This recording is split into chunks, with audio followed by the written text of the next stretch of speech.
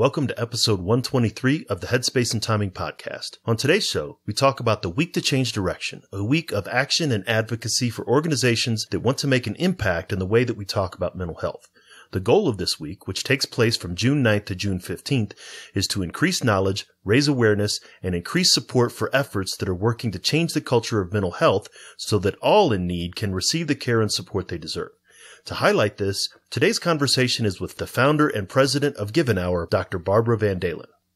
Know those 5 signs. So if you start to see them in yourself or someone you love, and obviously there are more healthy habits and there are more signs, but this is a nice, simple way to give people enough information that if you do these 5 things, you're going to stay pretty healthy emotionally.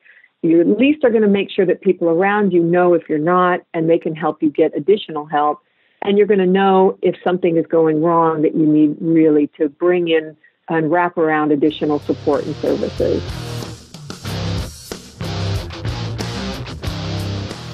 Welcome to the Headspace and Timing podcast, a show dedicated to breaking down the stereotypes around veteran mental health. My name is Dwayne France, and I'm a retired Army non-commissioned officer and a combat veteran of both Iraq and Afghanistan. After retiring from the Army, I took on a new mission as a clinical mental health counselor for my fellow service members.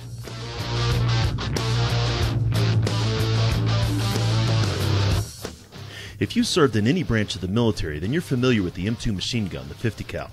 It's one of the most effective weapons in the military's arsenal. If the weapon's headspace and timing wasn't set correctly, however, it was just a useless chunk of metal. Veterans can be rendered inoperable if their headspace and timing's not set correctly either. That's my goal with this show, to change the way that we think and talk about veteran mental health and reduce the stigma against seeking support.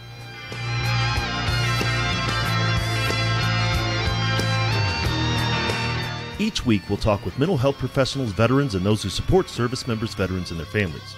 We're going to have real and honest conversations about a topic that most just don't like to talk about, veteran mental health. Let's jump into this week's conversation.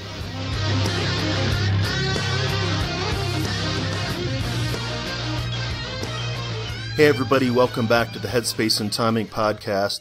Once again, and as always, we really appreciate you taking the time to listen and learn more about veteran mental health. If you've been listening to the last episodes, say over the past month, you know that this week that we're focusing on the Week to Change Direction.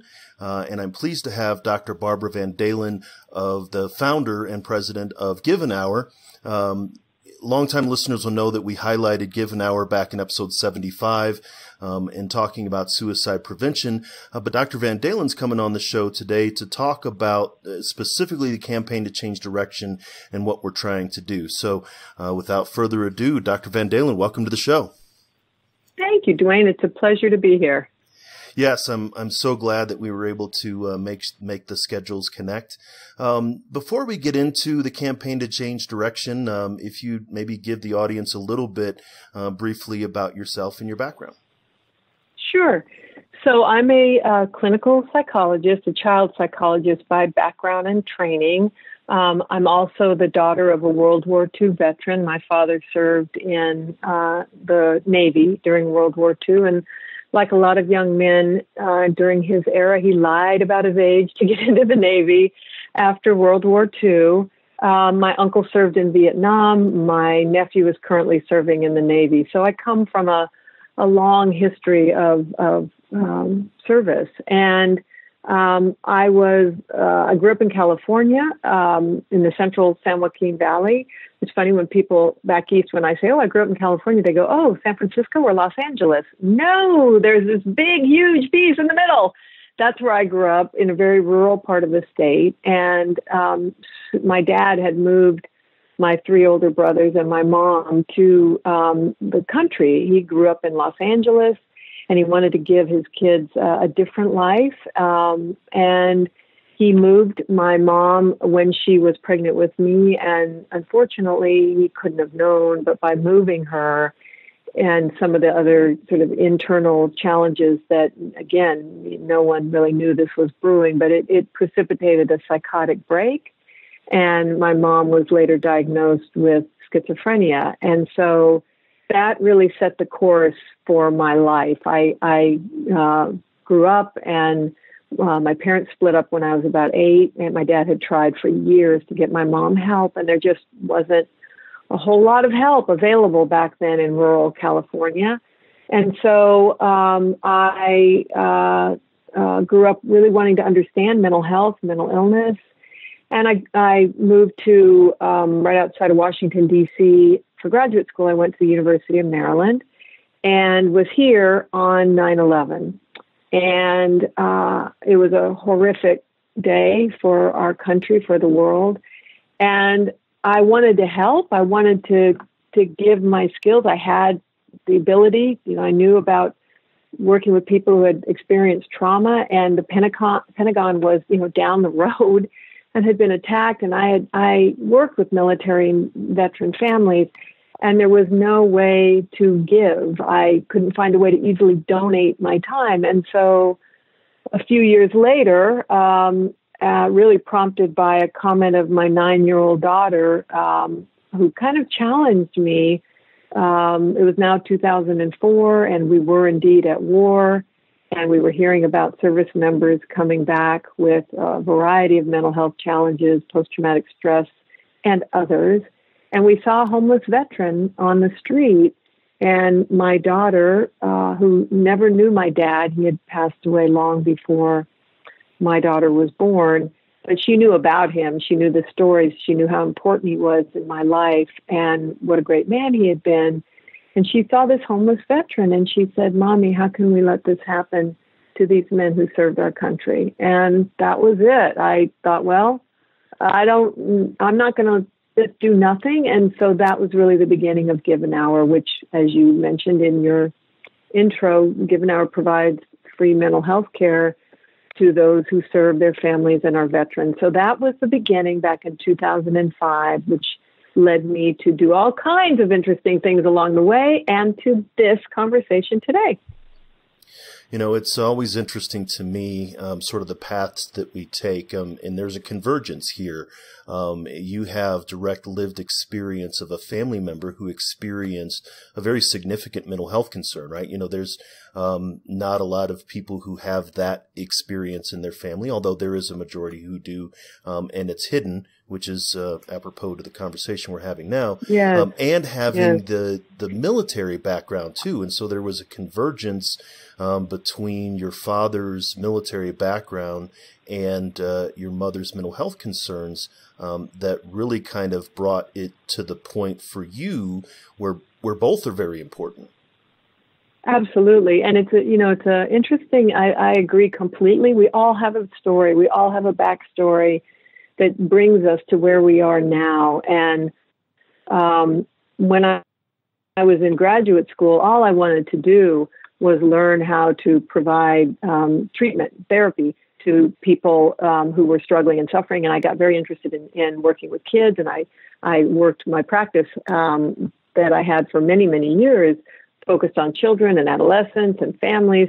And I never imagined that I would start or lead a national nonprofit. And I never really imagined that my dad's influence, he had a huge influence on my life, was it really an extraordinary man to step up and take care of 3 little boys, a baby girl, and try to figure out how to help a psychotic wife. It was really, back then in 1959, early 1960s, frankly, a lot of men would have walked away and let my mother's family try to struggle with this, but he didn't. And I learned so much from him about honor and service and integrity, but I never imagined that someday I would lead an organization that was focusing on, as you said, this intersection of trying to help veterans, which is how we began, and service members with these mental health challenges. But, that's sort of the miracle of life and the journey. If you're open to it, it takes you in all kinds of interesting ways.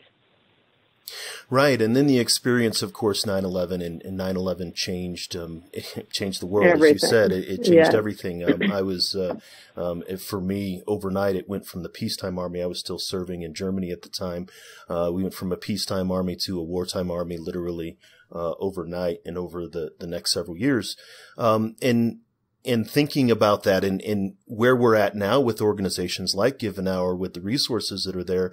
But you're right. In 2001, maybe the only way for mental health professionals to serve, if they were not already in the DoD or the VA, was maybe through the Red Cross. And of course, there was that red tape to be able to do the disaster relief and things with that there wasn't a very easy way for mental health professionals to step in and support service members. Well, that's absolutely true. And strikingly now, I think when I say this, people will go, what? But when I started Given Hour, there was not a lot of interest in mental health. I knew, because I had worked with Vietnam veterans who were 10, 15, 20 years out from the war and still struggling and suffering, and so were their families. So I knew we were going to have a long tail and that there were going to be a lot of folks affected, understandably.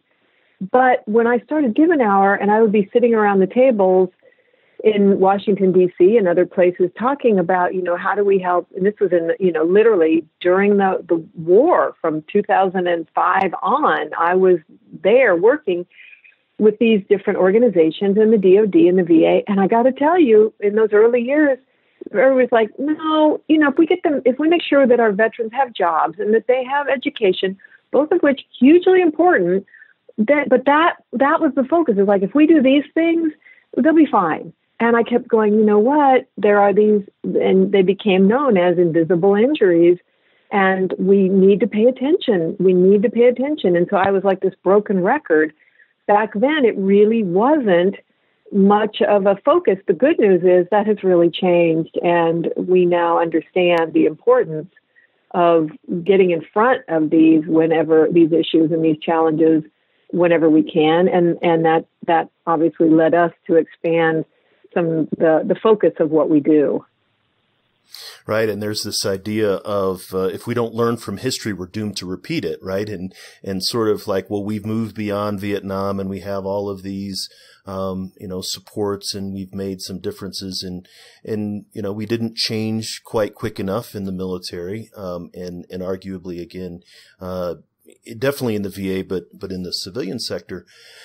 But then also, as you went on, and this is from an outsider's point of view, how how Given Hour, the mission changed or at least expanded, to the week to change direction and having this conversation more broadly about mental health. On a very much smaller scale, I had a grant that we started back in 2016 where we provided no-cost services or individuals that had barriers to getting into the VA, very similar to Given Hour. And it wasn't just the services that we were providing. I realized that in our community, we need to change the way that we think and talk about veteran mental health, which is where the blog came from and the podcast and everything else. And ultimately, that's what Given Hour was out there. You had all these providers that were doing great and wonderful things, and yet there was still a greater need. And I understand that's how the campaign to change direction came about. Absolutely. It's again one of those, if I ever slow down long enough to write a book or write a chapter, or it'll be a fascinating story, how this all evolved very organically, which I think is best. It really was driven by circumstances in our country at the time. So we were working very closely with we started with the Bush administration. That's when we started the Given Hour. And so I worked with some of the folks in that administration. And then we worked very closely for the 8 years with the Obama administration, the VA and DOD and all the different agencies. And we were working, we were part of the Joining Forces initiative that First Lady Michelle Obama and Dr. Jill Biden had created, really, and there was an executive order from the president, really focused on encouraging interagency collaboration, cooperation around caring for our military families, caring for our veterans. And we were in the middle of conversations about mental health, and Joining Forces had 3 pillars: education, employment, and wellness. And they were tackling the first 2 first. Why? Because it was easier and clearer. And then when it came to the wellness, there was a lot of concern, which was really, really appropriate concern about how do we talk about these things so that we don't sort of fan those unfortunate flames around, oh, veterans are broken and the Rambo image, and, they all come home, they all going to have post-traumatic stress, and no one wanted that, and it's not accurate, and it's not helpful, and how do we do that? So that was sort of brewing, and I was starting to talk about this issue of we really have to get, underneath and remove the barriers, and those conversations were starting. And then there was another horrific trauma to our nation, the Sandy Hook shootings in Connecticut, and it was just devastating to our country again, and the question was, why did that happen, and why were we seeing these several mass shootings that had at the core an unaddressed mental health issue? And so the vice president's office reached out and said, you're working on the military and veteran space. Is there a broader issue here? Is there a broader discussion to be had? And so I started working with some of my colleagues, and it fit together so beautifully, this notion that, okay, if we're going to change and make sure that our veterans and service members get the help they need, we have to change the broader culture, because service members, military families, veterans, they don't live in a bubble. They live in the broader culture. And as long as the broader culture was full of these barriers and guilt and shame and embarrassment, we were never going to get there. So the timing was right to launch a public health initiative with our veterans and our military families leading the way to change the culture of mental health. And that's how Campaign to Change Direction was born. See, and that's having this wider conversation around mental health. You say that the timing was right, but also the right individual was in the right place. You were, a young lady who had grown up with a significant mental illness in your family, and there were 4 siblings, right? You and your 3 brothers. My 3 brothers, right? Yes. That carried this experience, and I'm certain, as many families do, as you said, everybody has a story, that everybody dealt with it in their own way, but it's this family secret, as you said. It's this thing that's sort of hidden, at least in a military family, a family that has this military background. It's not quite a hidden secret unless the two converge. But your lived experience as a child of a mother who had a serious mental illness, you were familiar with that shame. Oh, yes. And I would say from our experience, and this hopefully is helpful to listeners, it's not just the military families that keep these secrets. It's every family. This is a one of the, hopefully we're changing it, but it has been sort of one of the best kept secrets shared by families across our country and around the world. I speak often at events, and large, medium, small, I mean, like really large, some have hundreds, thousands of people, some are small, intimate. It doesn't matter. Wherever I am, I have this conversation with folks about, the work we're doing, and recognizing that we all have mental health, that 1 in 4 of us have a diagnosable mental health challenge. Now, substance use and substance abuse and addiction, we weave that in there. And these are understandable human experiences, because 1 in 4, that's huge. 1 in 3 of us have had suicidal thoughts and impulses. So when I'm out and about and I'm talking, I'll always say at one point during that talk, if there's anyone in this room who has not been affected by a mental health challenge, either you yourself or someone you love, raise your hand. No one ever does, never ever. But what is really cool is that people look around and you can see on their faces that for the first time they realize, oh my gosh, it's not just our family. And it's like I want to shout, no, it's everybody's family. And so this work that we're doing is really about that. It's about encouraging people to be more comfortable acknowledging that we all deal with these challenges, And all of us experience emotional pain. You can't avoid life without that. Some of us have more. Some of us have more complications. Some of us have predispositions. It runs in our family, anxiety or depression.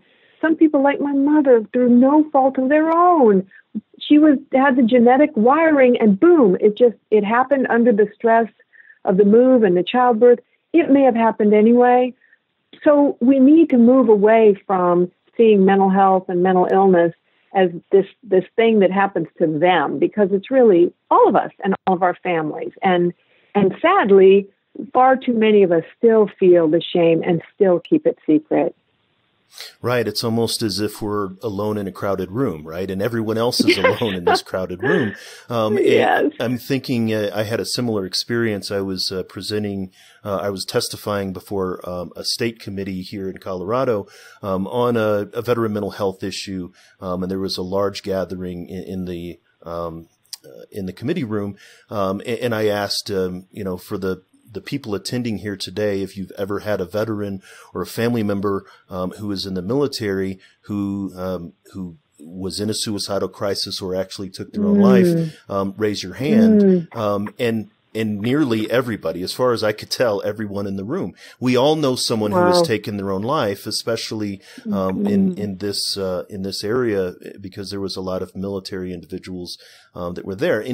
And some of it, yes, to prove the point of, this isn't something that we all that we're dealing with on our own. And so there's this, again, this sort of secret. I really enjoyed the conversation that you had on your episode with Vice President Biden and your guest there. In Vice President Biden, in his speech, he mentioned something about this being an inflection point in breaking down the barrier between physical and mental health.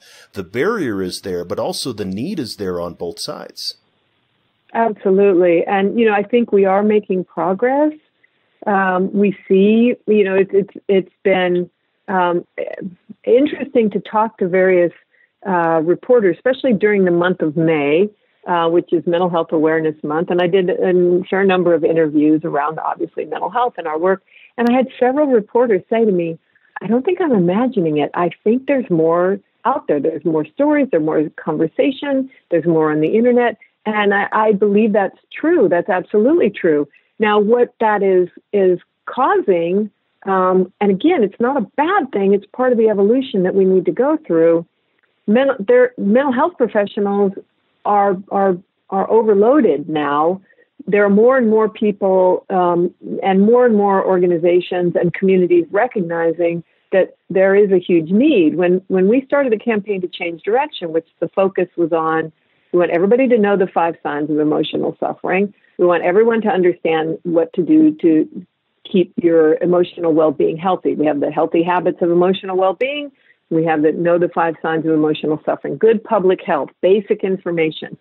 And when we go out and talk, several community leaders would say, oh my gosh, what if you're right? And more people are in need and we don't have the resources.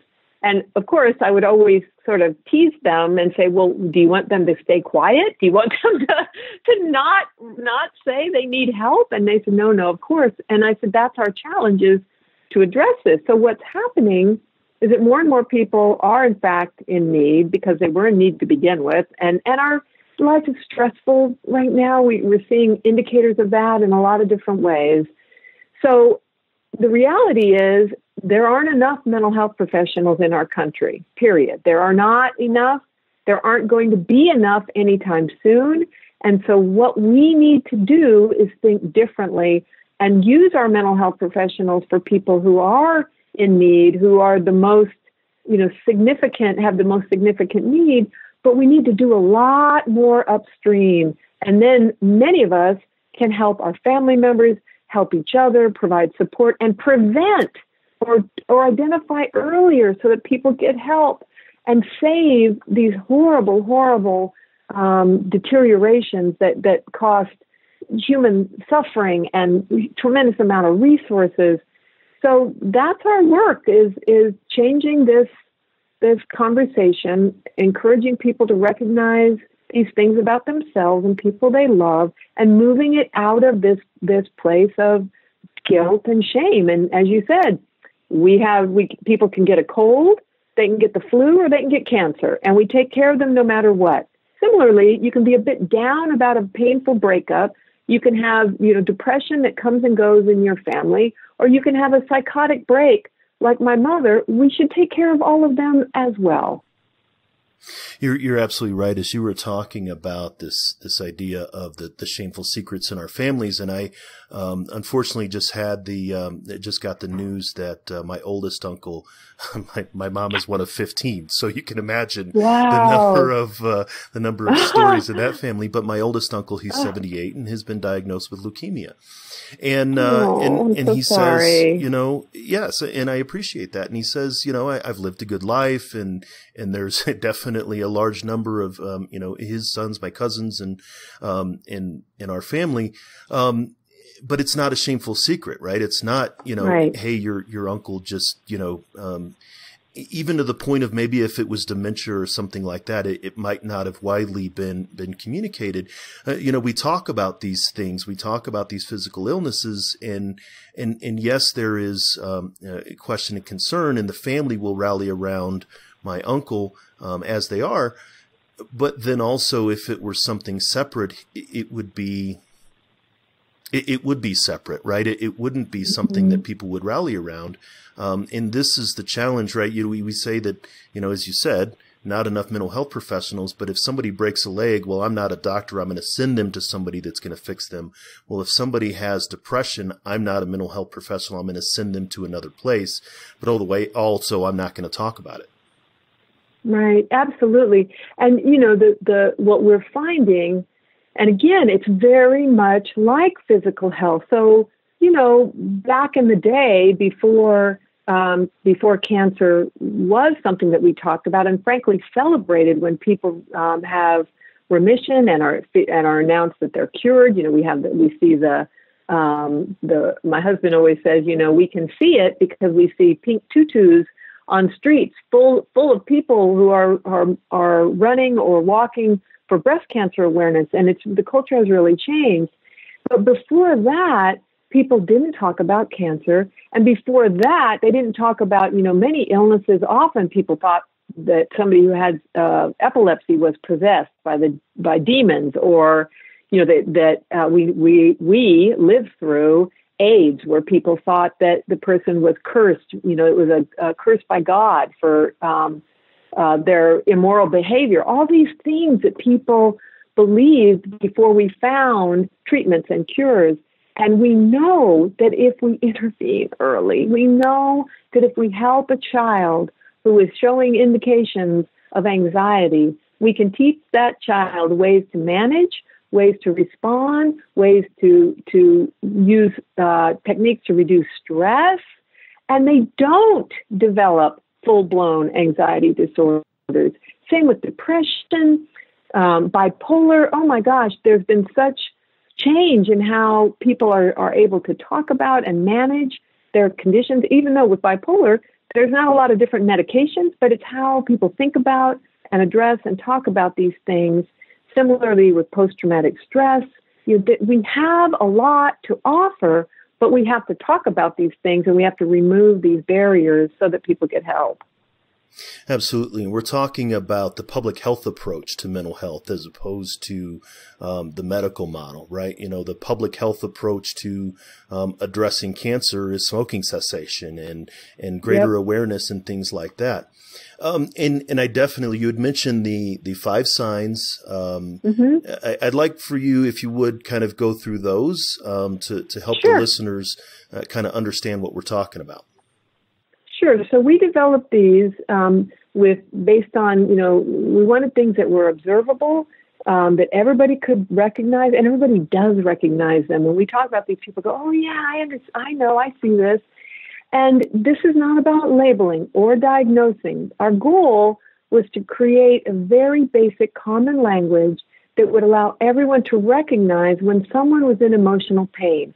I don't care why they're in emotional pain. We first have to recognize that they are and then step in and offer support and help. So we came up with these 5 signs of emotional suffering. The first one is not feeling like you, change in personality. If you feel like you're not yourself, or if someone else recognizes someone and says, wow, they're not acting like they're themselves, that's an indicator that something's up. We don't know what it is, but it's worth noting. The second sign is agitation. Agitation can be anxiety, worry, restlessness, unable to calm. It can also be anger, road rage, exploding over small things.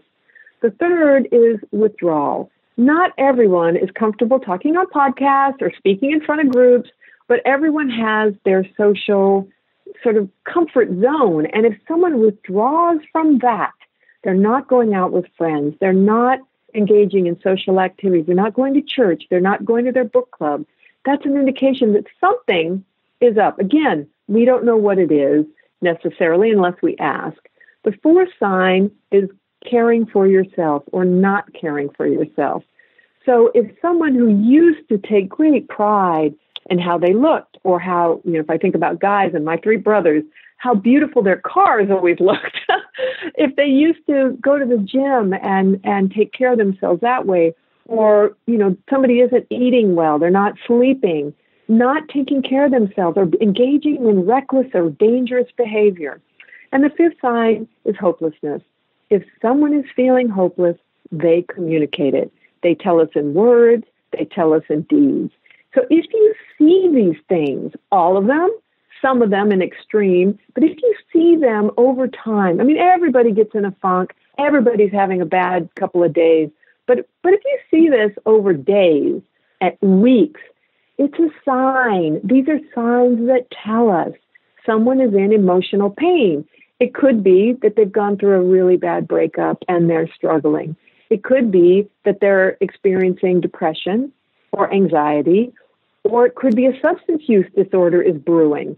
It could be post-traumatic stress. It could be the onset of Alzheimer's or dementia. It could be that they have a physical illness that is causing them to feel so bad physically, it's affecting them emotionally. Whatever it is, we, as people who love them, should step in and say, I love you, I see these things, I don't know what's going on, I want to be of help. Right. And as you're talking, and I'm going through and obviously maybe even definitely myself, and my father was a Vietnam veteran, three of my uncles are Vietnam veterans. But the idea of a veteran coming back and they've changed. My mother-in-law mentioned this to my wife. He's not the same. Obviously the agitation, withdrawal, in Joyner's interpersonal theory of suicide, of these things that come together, withdrawal and hopelessness and a sense of burdensomeness, are two of the most significant things. And then with veterans, of course, the acquired lethal means. And so, of course, anybody who's listening to this who is married to a veteran, is a veteran, has a veteran as a child or a sibling, or works with veterans as a mental health professional, recognizes these five signs, right? It's almost like, oh, wow, we just discovered lightning. It was there all the time. Right. And so those are very important. But along with that, that's not just saying, well, here's the bad stuff. The Campaign to Change Direction has also developed the healthy habits of emotional well-being. Yep. So that is the positive side, sort of the preventive side of that. Absolutely. And exactly to your point, we developed those because a good public health campaign, we know the signs of a heart attack. We also know basic things about heart health. Same with a stroke. And so we want to give people basic information. So the healthy habits are in a way sort of meant to, as you said, help prevent. There are things, again, that we can all do. So take care of you. Eat well, sleep well, get enough exercise. People don't understand that those things, which sound like they have nothing to do with emotional health or mental health, have everything to do. Anybody who's been sleep deprived knows it starts to affect your emotional functioning, your cognitive functioning. So things that we can basically do for ourselves and remind our kids, set proper structure, eat well, sleep well, get enough exercise. The second healthy habit that we can all do is check in with others, whether it's your spouse, your siblings, your best friends, your pastor, your doctor, a counselor. Check in. Make sure that we are sharing how we're doing on the inside, and that we're asking for our loved ones to share with us. check in with each other. It is basic, it is powerful, and it keeps us connected and keeps people understanding how we're doing. That keeps us safe. The third is engage friends and family. I like to talk about relationships, especially when I'm talking with young people, college, high school. And I say, look, if your relationship is a train wreck, you cannot be emotionally healthy. I don't care what you tell yourself. So if you look around and you see in your relationships that they're very unhealthy, obviously domestic violence is at the extreme end of that. But if they're just running you ragged and drained and you're crying more than you're laughing, that's something that you need to take a look at that is not good for you emotionally. The fourth healthy habit is relax and reduce stress. Life is stressful. Not all stress is bad, but it's something that we need to be aware of, mindful of. Tons of things. Find what works for you. I swim. I used to run till my knees started to go, and I was like, okay, time to start something that's a little less jarring. I swim. I meditate when I can. People use prayer. They garden. They cook. They sing. They dance. Whatever is good for you, do it, and do it in an intentional way. And the last healthy habit is know those 5 signs. So if you start to see them in yourself or someone you love. And obviously there are more healthy habits and there are more signs, but this is a nice, simple way to give people enough information that if you do these 5 things, you're going to stay pretty healthy emotionally. You at least are going to make sure that people around you know if you're not, and they can help you get additional help. And you're going to know if something is going wrong that you need really to bring in and wrap around additional support and services. See, and those are very significant as you're talking. And again, this isn't specifically around veterans, right? This is universal. Everybody. You mentioned university students, and my daughter just completed her first year of college.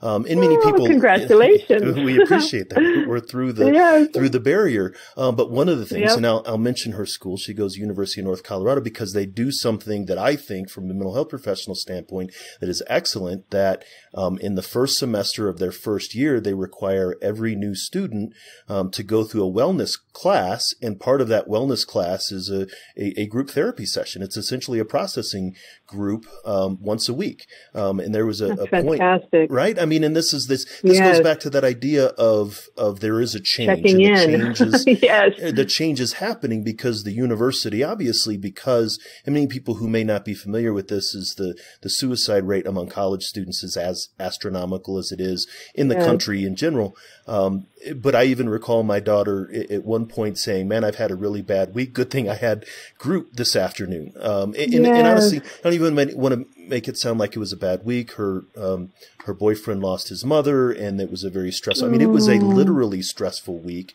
And we were talking about it, and she said, good thing I have group this afternoon so I can work through this. And sort of, I mean, and this is the thing that we're trying to do, and what you're trying to do with the Week to Change Direction and the campaign to change direction overall, is to make that experience more common in every sort of community group.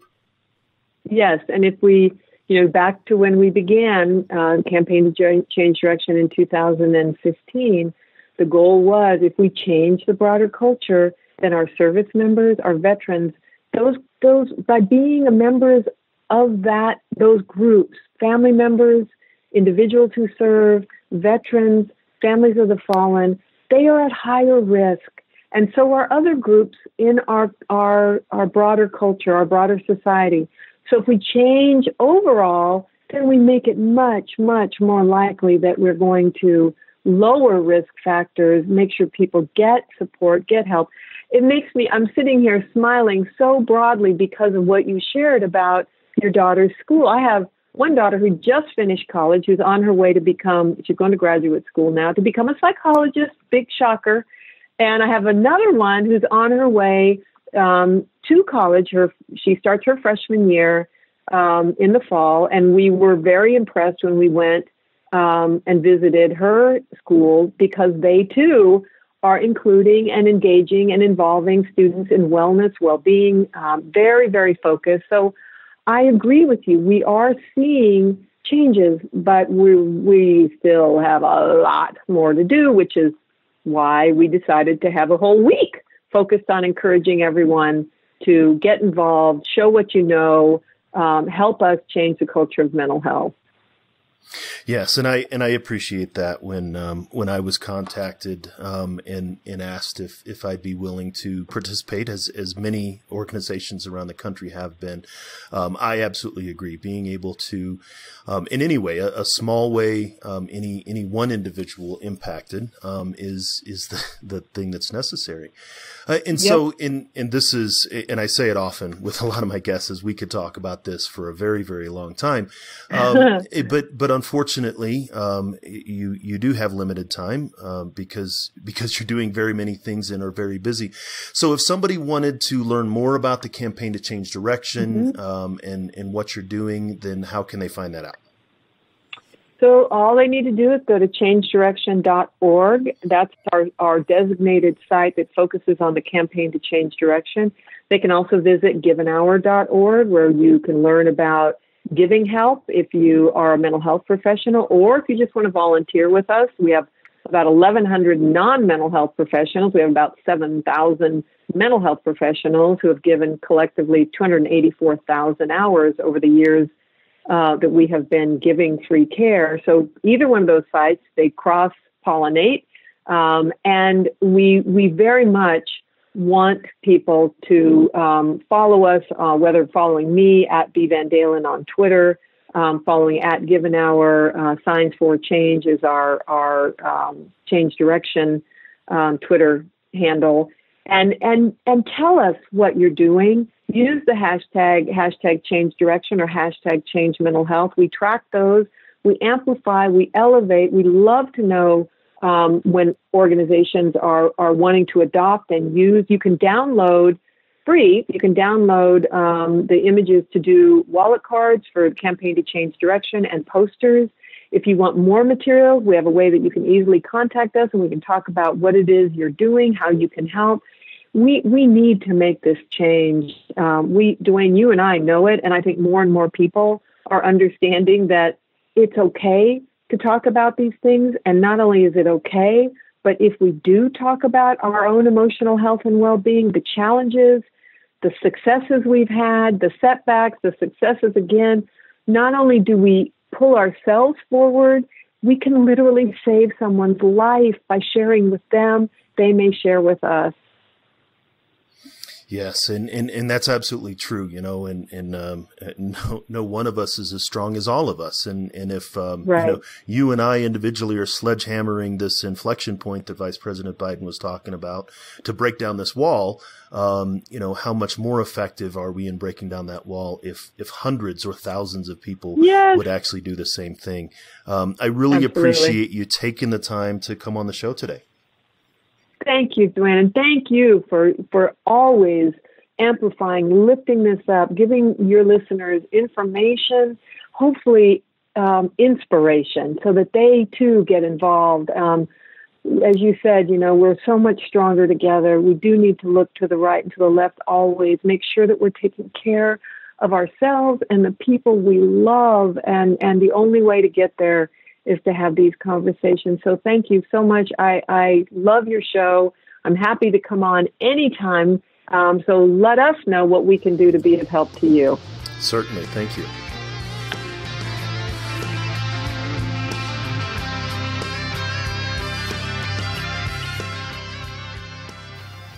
You're listening to Headspace and Timing, where we're trying to change the way that we think and talk about veteran mental health.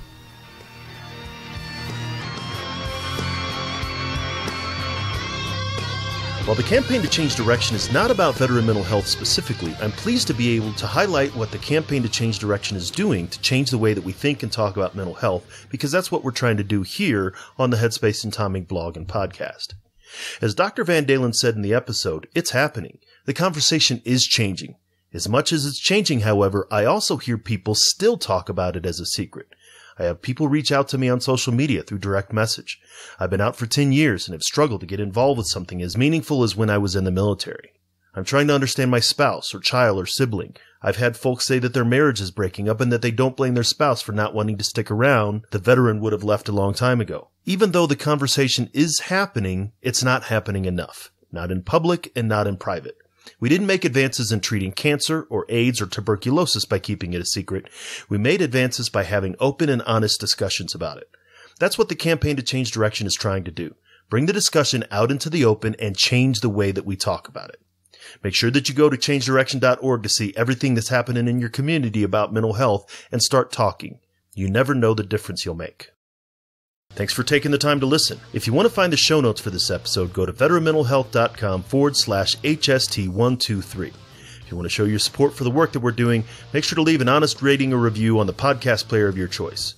We're always looking for guests, either veterans or those who support them. You can drop me a line at info@veteranmentalhealth.com to recommend guests, or you can go to veteranmentalhealth.com/guest to fill out a suggestion request. I'm happy to announce that I've released a paperback version of the first Headspace and Timing book. It's been available on Kindle for a couple of years, but now you can get it along with Combat Vet Don't Mean Crazy. To check it out, go to veteranmentalhealth.com/HST book. Just a reminder that the guests and information on this show are for educational purposes only and not meant to be considered professional advice. While I am a practicing therapist, I'm not your therapist. If something you've heard makes you think that you should talk to somebody, then reach out to do so. I'd like to thank Doc Todd for giving us permission to use his track Not Alone from his album Combat Medicine. Doc's trying to bring the discussion about veteran mental health out of the darkness, and you can see all of his work at therealdoctodd.com. Make sure to join us for the next episode. Hit subscribe on your podcast player of choice so you don't miss it. Until then, remember, veterans, you're not alone. Ever. The struggle is real, found a feast and lost a soul. Eventually my drinking, it got out of control. There in darkness I roam, struggling to find home. See, suddenly death didn't feel so alone. 22 a day, destination unknown. It could have been avoided if you picked up the phone, but now you're gone, so I guess all we get is the tone. Nothing but bone weeds, overgrown, pushing up stones. I've triumphed over enemies, co-created enemies. Broke out facilities that tried to put an end to me. R.I.P. I'd rather grind in tranquility. Authentic Tennessee, embrace my ability. I try so hard to have faith. I bow my head and I pray. Lord, please let me the strength to carry on and keep standing. How this life so demanding, so much pain, all this plenty. I heard each time my way, but with you I'm not alone. You're not alone. Ah, yeah. And every time that I fall, I'ma call on you, get myself back up again. Without my Georgia girls, yeah, I'd probably be dead. Cause I'd be taking every med that the VA said. Gave every shred, every last thread of my identity. Conquer my fragility, eliminate the enemy. Deliver me, God, from temptation.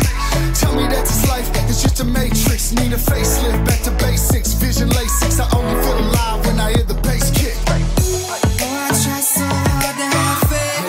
I bow my head and I pray. Lord, please let me the strength to carry on and keep standing. Stand up. How this life so demanding, so much pain, all this plenty.